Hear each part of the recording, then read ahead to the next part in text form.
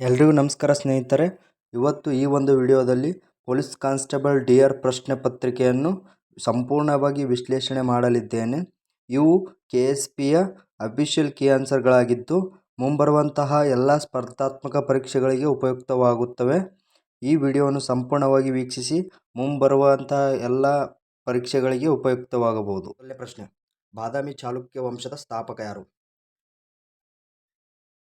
Option A Kirtivarma ಆಗಬೇಕಾಗಿತ್ತು, ಆದರೆ ಕೃತಿವರ್ಮನಾಗಿದೆ. ನೋಡಿ ಹೇಗೆ ಟ್ರಾನ್ಸ್ಲೇಟ್ ಮಾಡುತ್ತಾರೆ ನೋಡಿ. Option B Vikramaditya 1, option C Pulakeshi 1, option D Vijayaditya. ನೋಡಿ, ಬಾದಾಮಿ ಚಾಲುಕ್ಯರು ವಂಶದ ಸ್ಥಾಪಕ ಯಾರು ಅಂತ ಕೇಳಿದ್ದಾರೆ. ಆ್ಯಕ್ಚುಲಿ ಅದು ಜಯಸಿಂಹ ಅಂತೇಳಿ ಬಹಳಷ್ಟು ಪುಸ್ತಕಗಳಲ್ಲಿ ಕೊಟ್ಟಿದ್ದಾರೆ.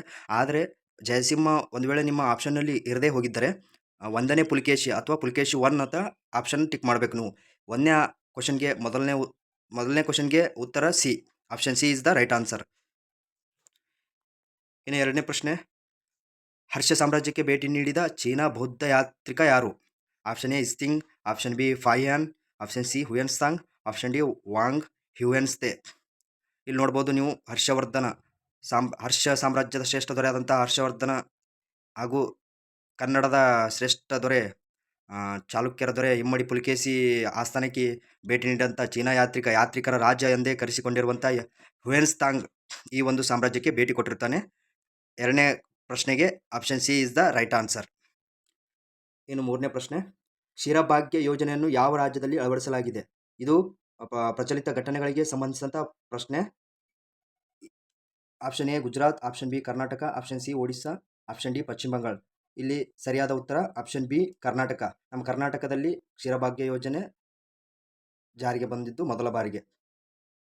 ಸೊ ಆದ್ದರಿಂದ ಮೂರನೇ ಪ್ರಶ್ನೆಗೆ option B is the right answer. ನಾಲ್ಕನೇ ಪ್ರಶ್ನೆ. ಹರಪ್ಪದಲ್ಲಿ ಕಂಡುಬಂದ ಉಗ್ರಾಣಗಳು ಅಥವಾ ಕಣಜಗಳು ಎಷ್ಟು ಅಂತ ಪ್ರಶ್ನೆ ಕೇಳಿದ್ದಾರೆ. Option A 2, option B 4, option C 6, option D 8. ಇಲ್ಲಿ ಹರಪ್ಪನ್ ನಾಗರಿಕತೆಯಲ್ಲಿ ಉಗ್ರಾಣ ಕೋಣೆಗಳು ಅಂದರೆ ಅವರು ತಿನ್ನುವ ಆಹಾರ ಬೆಳೆಗಳಾದ ಅವು ಕಾಳು ಕಡಿಗಳು ಅಂತಾರಲ್ಲ, ಅವುಗಳನ್ನು ಶೇಖರಣೆ ಮಾಡುವಂತಹ ಕೋಣೆಗಳಿಗೆ ಉಗ್ರಾಣಗಳು ಎಂದು ಕರೆಯುತ್ತಿದ್ದರು. ಹರಪ್ಪ ನಾಗರಿಕತೆಯಲ್ಲಿ ಕಂಡುಬಂದ ಉಗ್ರಾಣಗಳು ಎಷ್ಟಪ್ಪ ಅಂದರೆ 6 ನೋಡಿ. Option C is the right option. ನಾಲ್ಕನೇ ಪ್ರಶ್ನೆಗೆ option C is the right answer. ಇನ್ನು ಐದನೇ ಪ್ರಶ್ನೆ. ಇತ್ತೀಚೆಗೆ ನಿಧನರಾದ ಭೂಪೇಂದ್ರ ಸಿಂಗ್ ಕೆಳಗಿನ ಯಾವ ಕ್ಷೇತ್ರದ ಪ್ರಖ್ಯಾತ ವ್ಯಕ್ತಿಯಾಗಿದ್ದರು? ಇದು ನೋಡಿ ಪ್ರಚಲಿತ ವಿದ್ಯಮಾನಕ್ಕೆ ಸಂಬಂಧಿಸಿದ್ದು 2023-24ನೇ ಸಾಲಿನಲ್ಲಿ ಪ್ರಚಲಿತ ವಿದ್ಯಮಾನಕ್ಕೆ ಸಂಬಂಧಿಸಿದಂಥ ಪ್ರಶ್ನೆ ಇದು. ಇಲ್ಲಿ ಅವರು ಸಂಗೀತಕ್ಕೆ ಸಂಬಂಧಿಸಿದರು. ಡಾಕ್ಟರ್ ಭೂಪೇಂದ್ರ ಸಿಂಗ್ ಅವರು ಸಂಗೀತ ಕ್ಷೇತ್ರಕ್ಕೆ ಸಂಬಂಧಿಸಿದರು. ಐದನೇ ಪ್ರಶ್ನೆಗೆ option B is the right answer.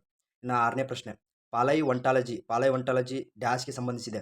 Option A ಸಸ್ಯಗಳು, ಆಪ್ಷನ್ ಬಿ ಪ್ರಾಣಿಗಳು, ಆಪ್ಷನ್ ಸಿ ಪಳೆಯುಳಿಕೆಗಳು, ಆಪ್ಷನ್ ಡಿ ಅಣುಜೀವಿ ಅಥವಾ ಬ್ಯಾಕ್ಟೀರಿಯಾ. ಇದು ಪಾಲೈ ಒಂಟಾಲಜಿ ಎಂಬ ಅಧ್ಯಯನವು ಪಳೆಯುಳಿಕೆಗಳ ಅಧ್ಯಯನಕ್ಕೆ ಸಂಬಂಧಿಸಿದೆ. ಆರನೇ ಪ್ರಶ್ನೆಗೆ option C is the right answer. ಈ ಪೊಲೀಸ್ ಡಿಪಾರ್ಟ್ಮೆಂಟ್ನಲ್ಲಿ ಯಾವುದೇ ಪರೀಕ್ಷೆ ನಡೆಸಲಿ, ಒಂದು ಅಧ್ಯಯನದ ಮೇಲೆ, ಯಾವುದಾದ್ರೂ ಒಂದು ವಿಷಯದ ಅಧ್ಯಯನದ ಮೇಲೆ ಪ್ರಶ್ನೆ ಖಂಡಿತವಾಗಿ ಬರುತ್ತದೆ.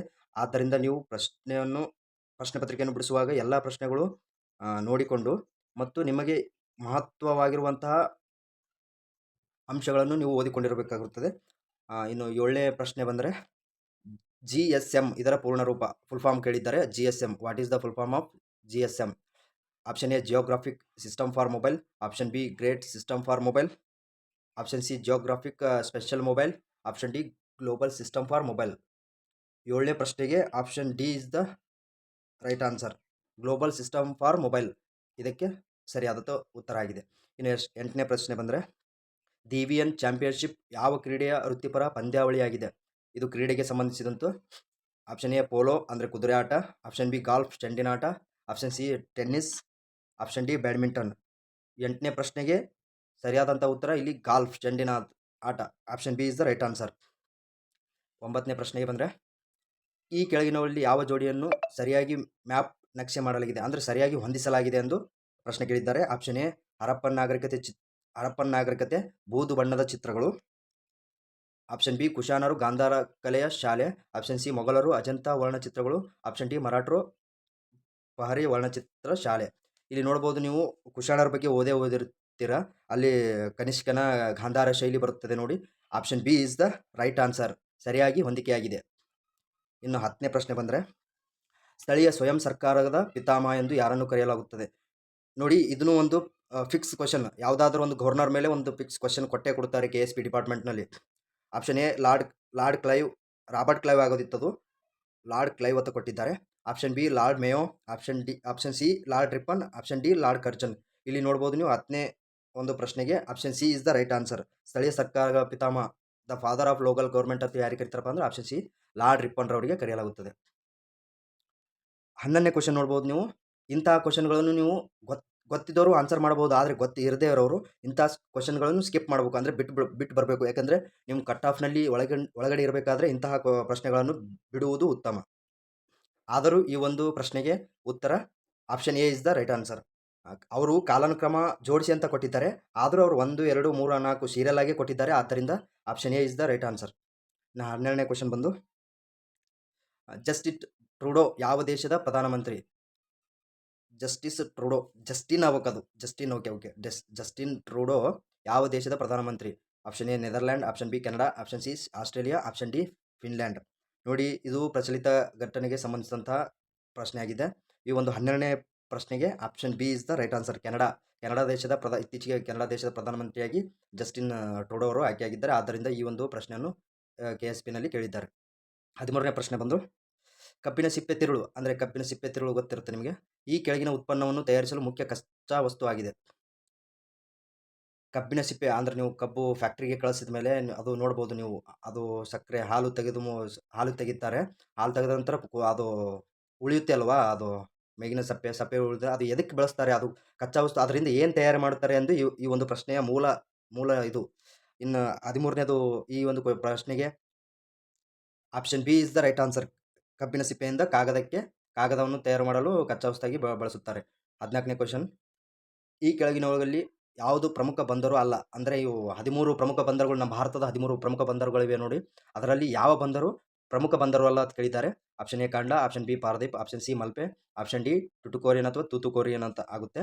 ಇಲ್ಲಿ 14ನೇ ಪ್ರಶ್ನೆಗೆ option C is the right answer. Malpe is the ಚಿಕ್ಕ ಬಂದರು, ಇದು ಚಿಕ್ಕ ಬಂದರು ಆಗಿದೆ. ಇವು 3 ಪ್ರಮುಖ ಬಂದರುಗಳಾಗಿವೆ.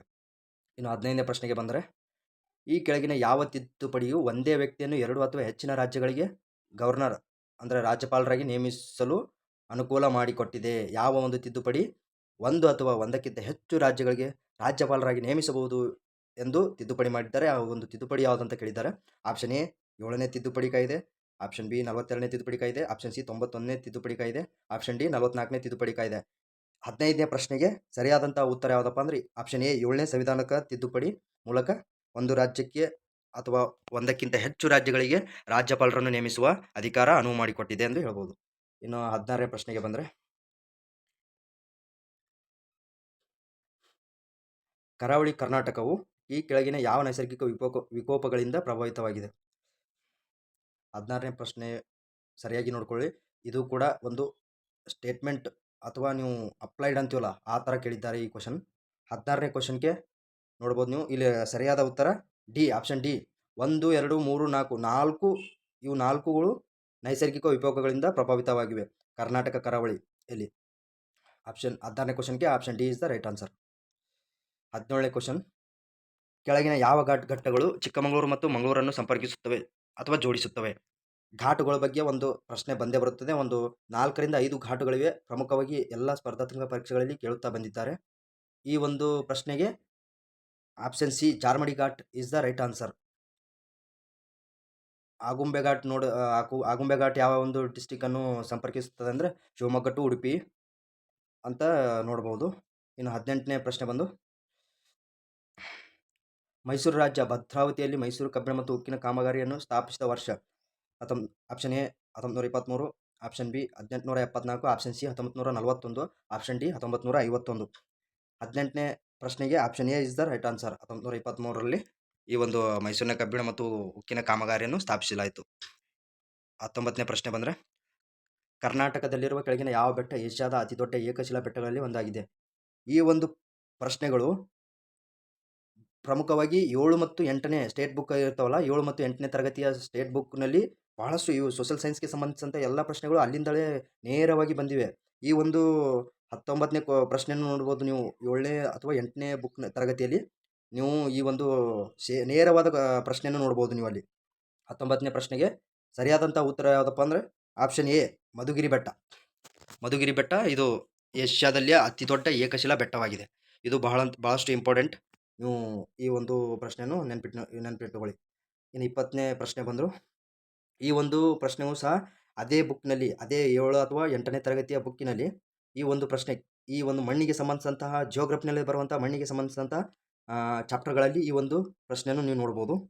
20ನೇ ಪ್ರಶ್ನೆ, ಕೆಳಗಿನ ವಿವರಣೆ ಯಾವ ಮಣ್ಣನ್ನು ವಿವರಿಸುತ್ತದೆ? ಇವು ಬಹಳಷ್ಟು ದೊಡ್ಡದಾದಂಥ ಕ್ವಶನ್ ಕೊಟ್ಟಿದ್ದಾರೆ. ಇದರಲ್ಲಿ ನೀವು ಒಂದು ಫೈಂಡ್ ಔಟ್ ಮಾಡಿದ್ರೆ ಸಾಕು. ಕಬ್ಬಿಣ ಇಲ್ಲಿ ನೋಡ್ಬೋದು ನೀವು. ಇದು ಕಬ್ಬಿಣ ಮತ್ತು ಸುಣ್ಣ ಲವಣಗಳಿಂದ ಸಮೃದ್ಧವಾಗಿದೆ ಎಂದು ತಿಳ್ಕೊಂಡ್ಬಿಟ್ರೆ ಸಾಕು. ನೀವು ಕಬ್ಬಿಣದ ಆಕ್ಸೈಡ್ ಹೊಂದಿರುವಂತಹ ಮಣ್ಣು ಯಾವುದಂತ ತಿಳ್ಕೊಂಡಿರ್ತಿರಲ್ಲ, ನೀವು ಓದುವಾಗ ತಿಳ್ಕೊಂಡಿರ್ತಾರೆ.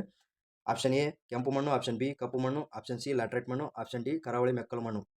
ಈ ಒಂದು ಪ್ರಶ್ನೆಗೆ ಆಪ್ಷನ್ ಎ ಕೆಂಪು ಮಣ್ಣು ಇಸ್ ದ ರೈಟ್ ಆನ್ಸರ್. 20ನೇ ಪ್ರಶ್ನೆಗೆ option A is the right answer. 21ನೇ ಪ್ರಶ್ನೆ, ಗೋಕಾಕ್ ಜಲಪಾತ ಯಾವ ನದಿಯಿಂದ ರಚಿಸಲ್ಪಟ್ಟಿದೆ? ನೋಡ್ಬೋದು ನೀವು.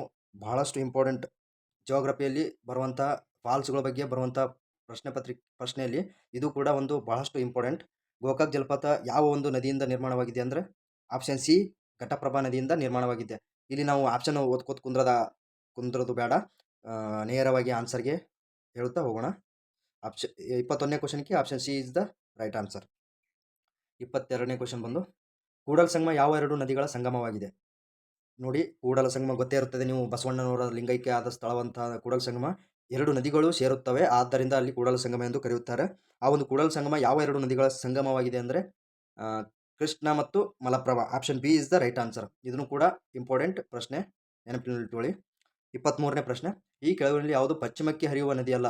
ಇಲ್ಲಿ ನಿಮಗೆ ಕನ್ಫ್ಯೂಸ್ ಮಾಡೋ ಸಲುವಾಗಿ ನದಿ ಎಲ್ಲ ಅಂತ ಕೊಟ್ಟಿದ್ದಾರೆ. ಅಂದರೆ ಪಶ್ಚಿಮಕ್ಕೆ ಹರಿಯುವ ನದಿ ಅಲ್ಲ ಅಂದರೆ ಪೂರ್ವಕ್ಕೆ ಹರಿಯುವ ನದಿ ಯಾವುದು ಅಂತ ಕೇಳಿದ್ದಾರೆ ಇಷ್ಟೇ. ನೀವು ಪ್ರಶ್ನೆಯನ್ನು ಪೂರ್ಣವಾಗಿ ಓದಿದರೆ ಮಾತ್ರ ನೀವು ಆನ್ಸರನ್ನು ಹಾಕಲು ಸಾಧ್ಯ. ನೀವು ಗಡಬಡದಿಂದ ನೀವು ಏನಾದರೆ ಪಶ್ಚಿಮಕ್ಕೆ ಹರಿಯುವ ನದಿ ಅಂತ ಹೋಗಿದ್ರೆ ಅಂದರೆ ಆಪ್ಷನ್ ಎ ಟಿಕ್ ಹಾಕಿ ಬಂದ್ಬಿಡ್ತೀರಿ.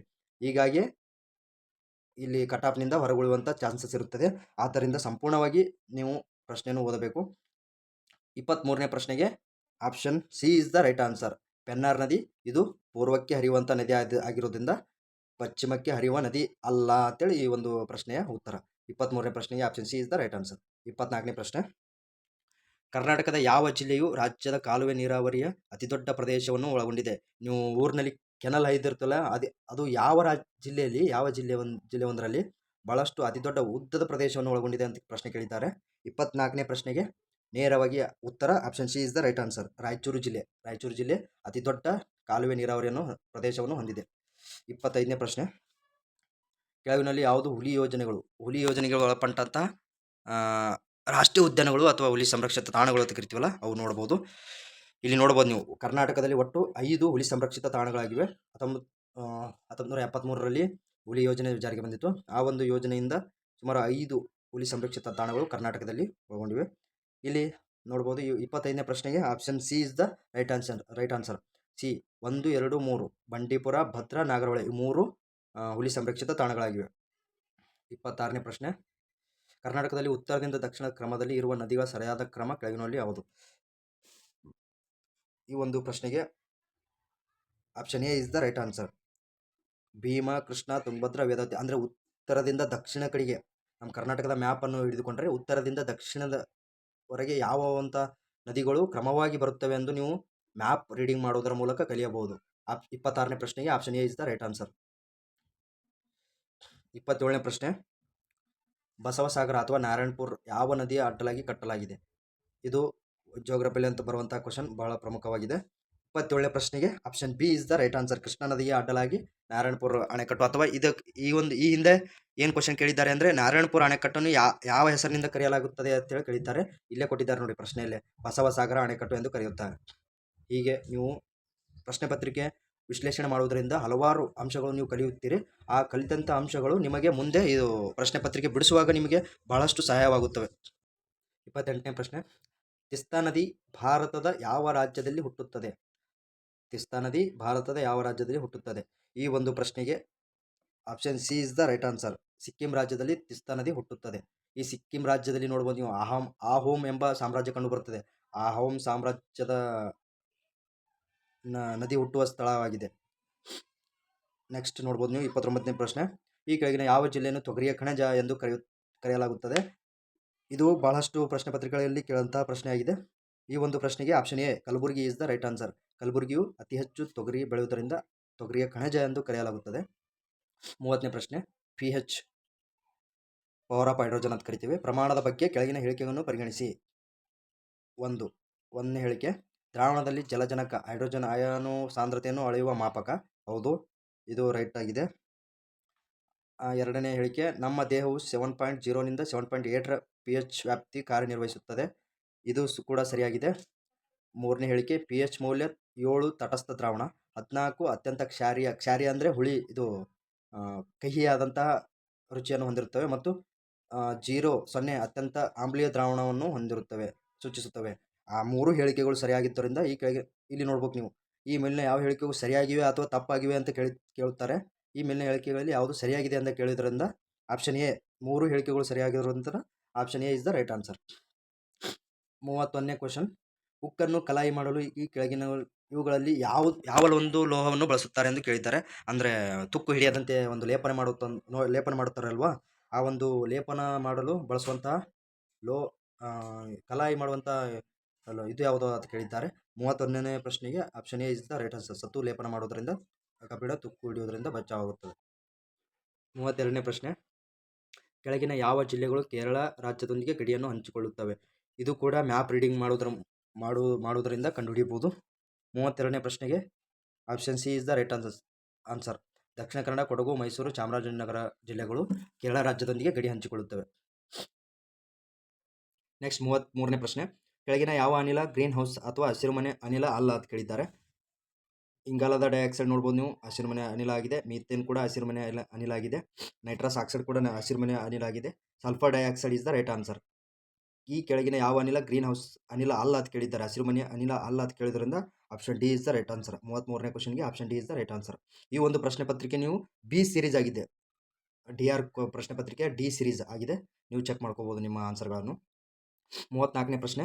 ಕೆಳಗಿನ ವೈದ್ಯಕೀಯ ಸ್ಕ್ಯಾನ್ ಕ್ಷಿಪ್ರವಾಗಿ ವೀಕ್ಷಿಸುವ ಒಂದು ಇಮೇಜಿಂಗ್ ಪರೀಕ್ಷೆಯಾಗಿದ್ದು, ಇದು ದೇಹದಲ್ಲಿ ರೋಗವನ್ನು ನೋಡಲು ಟ್ರೇಸರ್ ಎಂಬ ವಿಕಿರಣಶೀಲ ವಸ್ತುವನ್ನು ಬಳಸುತ್ತದೆ.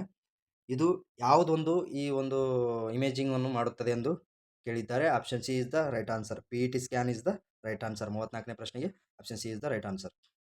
ಯಾವ ಗ್ರಂಥಿಯಿಂದ ಬೆಳವಣಿಗೆ ಪುಷ್ಟಿಕಾರಕ ಸತ್ವ ಸ್ರವಿಸಲ್ಪಡುತ್ತದೆ ಎಂದು ಕೇಳಿದ್ದಾರೆ. ಯಾವ ಹಾರ್ಮೋನ್? ಬೆಳವಣಿಗೆ ಹಾರ್ಮೋನ್ ಎಂದು ಕೇಳಿದ್ದಾರೆ. ಈ 35ನೇ ಪ್ರಶ್ನೆಗೆ option C is the right answer. Pituitary ಗ್ರಂಥಿ ಬೆಳವಣಿಗೆ ಹಾರ್ಮೋನ್ ಎಂದು ಕರೆಯುತ್ತಾರೆ. ಈ ಪೀನಿಯಲ್ ಗ್ರಂಥಿಯನ್ನು ಅತ್ಯಂತ ಚಿಕ್ಕ ಗ್ರಂಥಿ ಎಂದು ಕರೆಯುತ್ತಾರೆ. ಥೈರಾಯ್ಡ್ ಗ್ರಂಥಿಯನ್ನು ವ್ಯಕ್ತಿತ್ವದ ಗ್ರಂಥಿ ಎಂದು ಕರೆಯುತ್ತಾರೆ. ಅಡ್ರಿನಲಿನ್ ಗ್ರಂಥಿಯನ್ನು ಏನು ಕರೀತಾರೆ? ತುರ್ತು ಪರಿಸ್ಥಿತಿಯ ಗ್ರಂಥಿ ಅಥವಾ ಹಾರ್ಮೋನ್ ಅಂತ ಕರೆಯುತ್ತಾರೆ. ಇನ್ನು 36ನೇ ಪ್ರಶ್ನೆ ನೋಡ್ಬೋದು ನೀವು. ಕೆಲವು ಪದಾರ್ಥಗಳ ಸಾಂದ್ರತೆಯ ಹೆಚ್ಚಳದ ವಿದ್ಯಮಾನ, ಉದಾಹರಣೆ ಕೀಟನಾಶಕಗಳು, ಪರಿಸರ ವ್ಯವಸ್ಥೆಯ ಮಟ್ಟದಲ್ಲಿ ನಾವು ಆಹಾರ ಸರಪಳಿ ಮೇಲೆ ಹೋದಂತೆ ಈ ವಿದ್ಯಮಾನವನ್ನು ಡ್ಯಾಶ್ ಎಂದು ಕರೆಯುತ್ತಾರೆ ಅಂತ ಪ್ರಶ್ನೆ ಕೇಳಿದ್ದಾರೆ. 36ನೇ ಪ್ರಶ್ನೆಗೆ ಆಪ್ಷನ್ ಎ ಜೈವಿಕ ವರ್ತನೆ ಬಯೋಮ್ಯಾಗ್ನಿಫಿಕೇಶನ್ ಎಂಬುದು ಸರಿಯಾದಂಥ ಉತ್ತರವಾಗಿದೆ. 37ನೇ ಪ್ರಶ್ನೆ. ಓಜೋನ್ ಬಗ್ಗೆ ಈ ಕೆಳಗಿನ ಹೇಳಿಕೆಗಳನ್ನು ಪರಿಗಣಿಸಿ. ಓಜೋನ್ ಒಂದು ಅಣು 3 ಆಮ್ಲಜನಕ ಪ್ರಮಾಣಗಳಿಂದ ಮಾಡಲ್ಪಟ್ಟಿದೆ. 2ನೇ ಹೇಳಿಕೆ, ಆಮ್ಲಜನಕದಂತೆ ಓಜೋನ್ ಎಲ್ಲ ಏರೋಬಿಕ್ ಪ್ರಾಣಿಗಳಿಗೆ ಅವಶ್ಯಕ. 3ನೇ ಹೇಳಿಕೆ, ಓಜೋನ್ ಸೂರ್ಯನ ನೇರಳಾತೀತ ವಿಕಿರಣದಿಂದ ಭೂಮಿಯ ಮೇಲ್ಮೈಯನ್ನು ರಕ್ಷಿಸುತ್ತದೆ. ಈ ಮೇಲಿನ ಹೇಳಿಕೆಯಲ್ಲಿ ಯಾವುದು ಹೇಳಿಕೆ ಸರಿಯಾಗಿದೆ ಅಂತ ಕೇಳಿದ್ದಾರೆ. Option C is the right answer. 37ನೇ ಪ್ರಶ್ನೆಗೆ option C is the right answer. 1 ಮತ್ತು 3ನೇ ಹೇಳಿಕೆಗಳು ಸರಿಯಾಗಿವೆ. ನೆಕ್ಸ್ಟ್ 38ನೇ ಪ್ರಶ್ನೆ. ಫ್ಯಾರಡೆಯ ನಿಯಮಗಳು ಡ್ಯಾಶ್ನೊಂದಿಗೆ ವ್ಯವಹರಿಸುತ್ತವೆ. 38ನೇ ಪ್ರಶ್ನೆಗೆ ನೇರವಾಗಿ option A is the right answer. ವಿದ್ಯುತ್ ಕಾಂತೀಯ ಪ್ರವೇಶ ಇಂಡಕ್ಷನ್ಗೆ ಸಂಬಂಧಿಸಿವೆ. ಇನ್ನು 39ನೇ ಪ್ರಶ್ನೆ. ಕೆಳಗಿನವುಗಳಲ್ಲಿ ಯಾವುದು ಜಡ ಅನಿಲವಾಗಿದೆ ಎಂದು ಕೇಳಿದ್ದಾರೆ. ಸಾರಜನಕ, ಕ್ಲೋರಿನ್, ಆರ್ಗಾನ್, ಕ್ಲೋರಿನ್. ಇಲ್ಲಿ ನೋಡ್ಬೋದು ನೀವು, ಆರ್ಗಾನ್ ಎಂಬುದು ಒಂದು ಜಡ ಅನಿಲವಾಗಿದೆ. 39ನೇ ಪ್ರಶ್ನೆಗೆ option C is the right answer. 40ನೇ ಪ್ರಶ್ನೆ. ಮಾನವ DNA ಎಷ್ಟು ವರ್ಣತಂತು ಜೋಡಿಗಳನ್ನು ಒಳಗೊಂಡಿದೆ? ಯಾವ ವರ್ಣತಂತು ಜೋಡಿ ಲಿಂಗವನ್ನು ನಿರ್ಧರಿಸುತ್ತದೆ ಎಂದು ಕೇಳಿದ್ದಾರೆ. ಮಾನವನ ದೇಹದಲ್ಲಿ ಒಟ್ಟು 23 ಜೋಡಿಗಳು ಅಥವಾ 23 ಜೊತೆ ವರ್ಣತಂತುಗಳು ಅಥವಾ ಕ್ರೋಮೋಸೋಮ್ಸ್ಗಳು ಇರುತ್ತೆ. ಒಟ್ಟು 46 ಕ್ರೋಮೋಸೋಮ್ಸ್ಗಳು ಇರುತ್ತವೆ. ಅದರಲ್ಲಿ 22 ಜೊತೆ ಕ್ರೋಮೋಸೋಮ್ಸ್ಗಳಿದ್ದು ಒಂದು ಜೊತೆ 22 ಜೊತೆ ಕ್ರೋಮೋಸೋಮ್ ಇದ್ದರೆ ಒಂದು ಜೊತೆ ಆಲೋಸೋಮ್ಸ್ ಅಂತ ಕರೀತಾರೆ. ಅವು ಲಿಂಗವನ್ನು ನಿರ್ಧರಿಸುತ್ತವೆ. XX ಆದರೆ ಹೆಣ್ಣು ಹುಟ್ಟುತ್ತದೆ ಮತ್ತು XY ಆದರೆ ಗಂಡು ಹುಟ್ಟುತ್ತಾರೆ ಎಂದು ನೀವು 10ನೇ ತರಗತಿಯಲ್ಲಿ ಕಲಿತಿದ್ದೀರಲ್ಲ, ಆ ಒಂದು ಪ್ರಶ್ನೆ ಇಲ್ಲಿ ಕೇಳಿದ್ದಾರೆ. ಈ ಒಂದು ಪ್ರಶ್ನೆಗೆ ಸರಿಯಾದಂಥ ಉತ್ತರ 40ನೇ ಪ್ರಶ್ನೆಗೆ option A is the right answer. 23 ಜೋಡಿಗಳು ಇರ್ತವೆ, ಅಂದರೆ 46 ವರ್ಣತಂತುಗಳು ಇರ್ತವೆ. ಅದು 23ನೇ ಜೋಡಿ ಅಥವಾ ಲಾಸ್ಟ್ ಒಂದು ಜೋಡಿಯನ್ನು ಲಿಂಗವನ್ನು ನಿರ್ಧರಿಸುತ್ತದೆ. 41ನೇ ಪ್ರಶ್ನೆ, ವಿಟಮಿನ್ ಡಿ ಕೊರತೆಯಿಂದ ಮಕ್ಕಳಲ್ಲಿ ಯಾವ ರೋಗ ಉಂಟಾಗುತ್ತದೆ? ಈ ಒಂದು ಪ್ರಶ್ನೆಯೂ ಸಹ ವಿಟಮಿನ್ಗೆ ಸಂಬಂಧಿಸಿದಂಥ ಮತ್ತು ನ್ಯೂನತೆಗೆ ಸಂಬಂಧಿಸಿದಂಥ ಪ್ರಶ್ನೆ ಬಹಳಷ್ಟು ಬಾರಿ ಕೇಳಿದ್ದಾರೆ. ಆದ್ದರಿಂದ ಈ ಒಂದು ವಿಷಯ ಬಗ್ಗೆ ನೀವು ಹೆಚ್ಚಿನ ಗಮನ ವಹಿಸಬೇಕು. 41ನೇ ಪ್ರಶ್ನೆಗೆ option B is the right answer. Option rickets, vitamin D ಕೊರತೆಯಿಂದ ರಿಕೆಟ್ಸ್ ಎಂಬ ಕಾಯಿಲೆ ಬರುತ್ತದೆ. ಸ್ಕರ್ವಿ ಅಂತ ವಿಟಮಿನ್ ಸಿ ಇಂದ ಬರುತ್ತದೆ. ವಿಟಮಿನ್ ಕೆ ಇಂದ ರಕ್ತಹೀನತೆ ಬರುತ್ತದೆ. 42ನೇ ಪ್ರಶ್ನೆ, ಒರಿಜಿನ್ ಆಫ್ ಸ್ಪೈಸಿಸ್, ಜಾತಿಗಳ ಮೂಲ ಎಂಬ ಪುಸ್ತಕವನ್ನು ಯಾರು ಬರೆದಿದ್ದಾರೆ ಈ ಕೆಳಗಿನಲ್ಲಿ ಅಂತ ಕೇಳಿದ್ದಾರೆ ಕ್ವಶನು. 42ನೇ ಒಂದು ಪ್ರಶ್ನೆಗೆ option D is the right answer. Charles Darwin ರವರು ಒರಿಜಿನ್ ಆಫ್ ಸ್ಪೈಸಿಸ್ ಎಂಬ ಕೃತಿಯನ್ನು ರಚಿಸಿದ್ದಾರೆ. ಈ ಒಂದು ಕೃತಿಯಲ್ಲಿ ನೋಡಬಹುದು ನೀವು ಜೀವ ವಿಕಾಸದ ಸಿದ್ಧಾಂತವನ್ನು ಮಂಡಿಸಿದ್ದಾರೆ. 43ನೇ ಪ್ರಶ್ನೆ, ಕೊಟ್ಟಿರುವ ವಿಜ್ಞಾನಿಗಳನ್ನು ಅವರ ಪ್ರತಿಪಾದಿತ ಸಿದ್ಧಾಂತಗಳ ಜೊತೆ ಹೊಂದಾಣಿಕೆ ಮಾಡಿ ಅಂತ ಕೇಳಿದ್ದಾರೆ. ಐನ್ಸ್ಟೀನ್, ನ್ಯೂಟನ್, ಆರ್ಕಿಮಿಡಿಸ್ ಅಂತ ಒಂದು ಕಡೆ ಕೊಟ್ಟಿದ್ದಾರೆ. ಈ ಕಡೆ law of buoyancy, theory of relativity, law of motion ಅಂತ ಕೇಳಿದ್ದಾರೆ. ಈ ಒಂದು ಪ್ರಶ್ನೆಗೆ 43ನೇ ಪ್ರಶ್ನೆಗೆ option A is the right answer. ಅಂದರೆ Einstein theory of relativity, Newton law of motion ಚಲನೆಯ ನಿಯಮಗಳು, ಆರ್ಕಿಮಿಡಿಸ್ ಲಾ ಆಫ್ ಬಯೋನ್ಸಿ ಅಂತ ಸರಿಯಾದಂಥ ಉತ್ತರ ಆಗಿದೆ. 43ನೇ ಪ್ರಶ್ನೆಗೆ option A is the right answer. 44ನೇ ಪ್ರಶ್ನೆ, ನಡುವಿನ ದಾಳಿಯಲ್ಲಿ ಮನುಷ್ಯ man in the middle attack, ಇದು ಟ್ರಾನ್ಸ್ಲೇಟ್ ಆಗಿರೋದ್ರಿಂದ ಹೀಗೆ ಬರ್ತದೆ ಎಂಬುದನ್ನು ಸಾಮಾನ್ಯವಾಗಿ ಯಾವ ಸಂದರ್ಭದಲ್ಲಿ ಬಳಸಲಾಗುತ್ತದೆ? 44ನೇ ಪ್ರಶ್ನೆಗೆ option C is the right answer. Cyber ಭದ್ರತೆ, ಸೈಬರ್ ಸೆಕ್ಯೂರಿಟಿಯಲ್ಲಿ ಈ ಒಂದು man in the middle attack ಎಂದು ಸಂದರ್ಭದಲ್ಲಿ ಬಳಸಲಾಗುತ್ತದೆ. 44ನೇ ಪ್ರಶ್ನೆಗೆ option C is the right answer.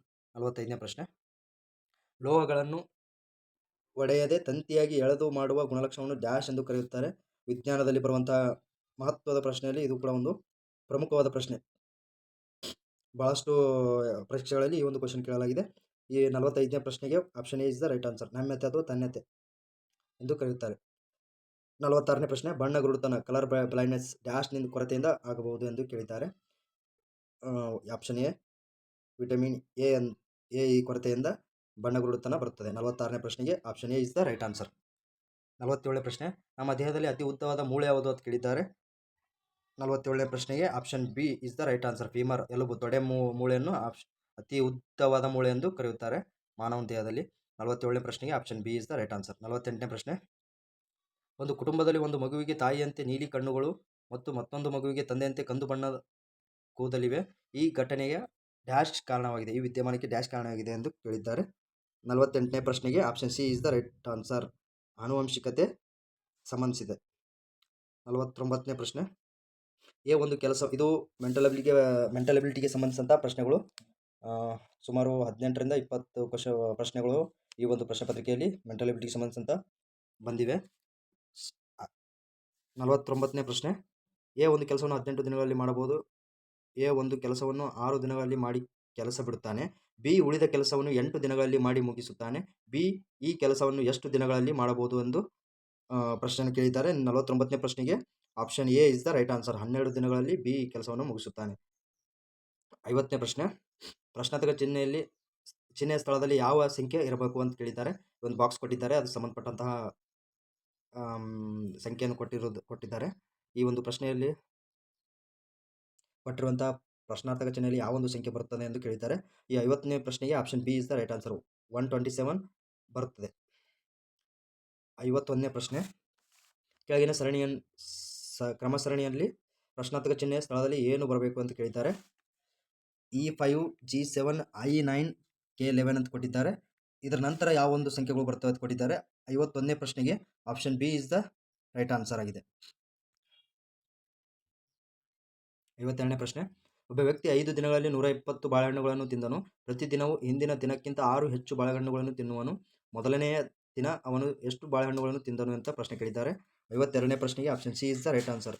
12 ಬಾಳೆಹಣ್ಣುಗಳು ತಿಂದನು. 53ನೇ ಪ್ರಶ್ನೆ, ಎಕ್ಸ್ ಮೈನಸ್ 2y = 4 ಆದರೆ 3x - 6y = ಎಷ್ಟಾಗುತ್ತದೆ ಅಂತ ಕೇಳಿದ್ದಾರೆ.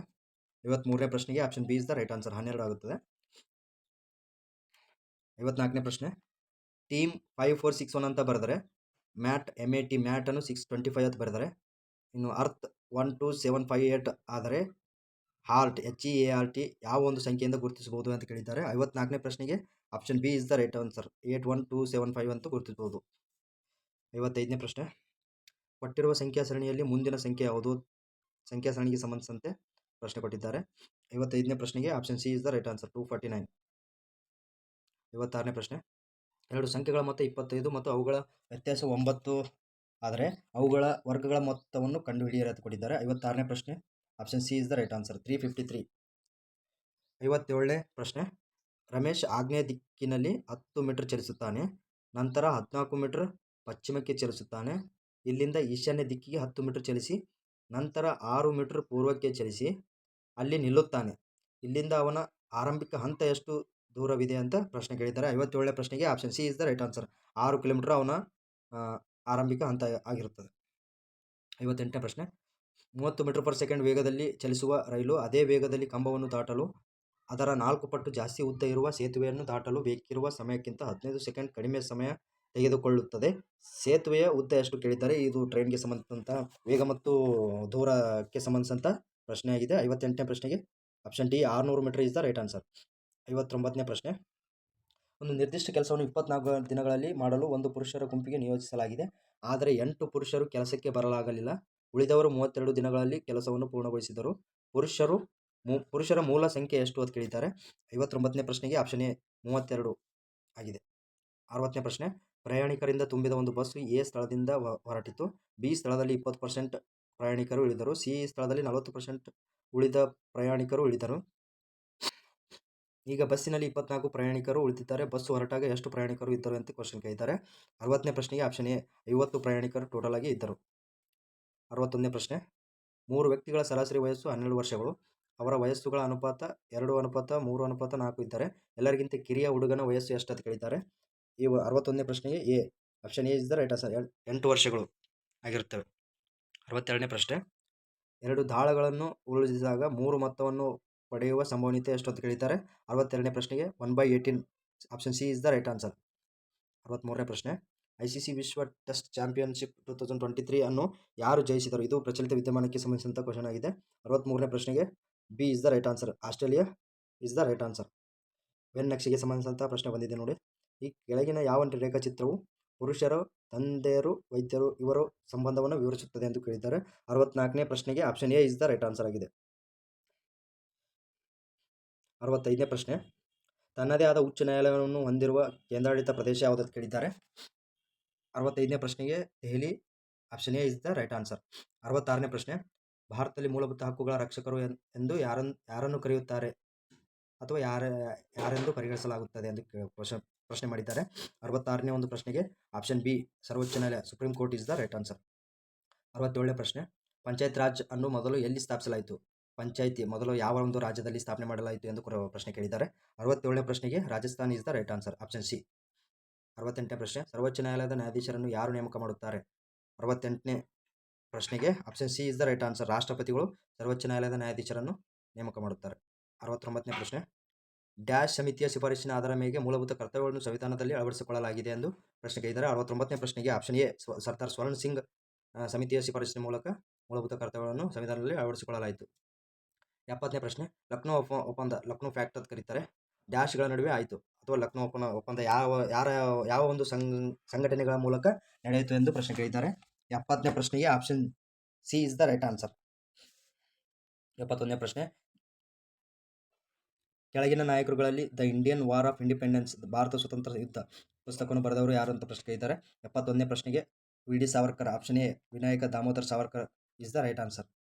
72ನೇ ಪ್ರಶ್ನೆ, ರಾಜ್ಯ ಮಾನವ ಹಕ್ಕುಗಳ ಆಯೋಗದ ಅಧ್ಯಕ್ಷರು ಮತ್ತು ಸದಸ್ಯರನ್ನು ಯಾರು ನೇಮಕ ಮಾಡುವವರು ಎಂದು ಪ್ರಶ್ನೆ ಕೇಳಿದ್ದಾರೆ. 72ನೇ ಪ್ರಶ್ನೆಗೆ ಆಪ್ಷನ್ ಎ ರಾಜ್ಯಪಾಲರು ನೇಮಕ ಮಾಡುತ್ತಾರೆ. 73ನೇ ಪ್ರಶ್ನೆಗೆ ಕೆಳಗಿನ ಬುಡಕಟ್ಟು ಮತ್ತು ರೈತ ಚಳವಳಿಗಳನ್ನು ಕಾಲಾನುಕ್ರಮದಲ್ಲಿ ಜೋಡಿಸಿ ಬರೆಯಿರಿ. 73ನೇ ಪ್ರಶ್ನೆಗೆ option B is the right answer, 2, 1, 3, 4 ಅಂದರೆ ಮೊದಲು ಬಿಲ್ಲ ದಂಗೆ, ಆಮೇಲೆ ಮುಂಡ ದಂಗೆ, ನಂತರ ರಾಮೋಸಿ ದಂಗೆ, ನಂತರ ಕೋಲ್ ದಂಗೆ, ಇವು ಕಾಲಾನುಕ್ರಮ ಹೊಂದಿಸಿ ಬರೀಬೇಕು. 74ನೇ ಪ್ರಶ್ನೆ, ಪ್ರೋಟೀನ್ ಮುಖ್ಯ ಮೂಲ ಘಟಕ ಯಾವುದು ಅಂತ ಕೇಳಿದ್ದಾರೆ. 74ನೇ ಪ್ರಶ್ನೆಗೆ option B is the right answer, amino ಆಮ್ಲಗಳು ಆಗಿವೆ. 75ನೇ ಪ್ರಶ್ನೆ, ನಳಂದ ವಿಶ್ವವಿದ್ಯಾಲಯವನ್ನು ಸ್ಥಾಪಿಸಿದವರು ಯಾರು ಅಂತ ಕೇಳಿದ್ದಾರೆ. 75ನೇ ಪ್ರಶ್ನೆಗೆ 1ನೇ Kumaragupta, B, option B is the right answer. 76ನೇ ಪ್ರಶ್ನೆ, ಭಾರತದಲ್ಲಿ ವಹಾಬಿ ಚಳವಳಿಯನ್ನು ಯಾರು ಆರಂಭಿಸಿದರು ಎಂದು ಪ್ರಶ್ನೆ ಕೇಳಿದ್ದಾರೆ.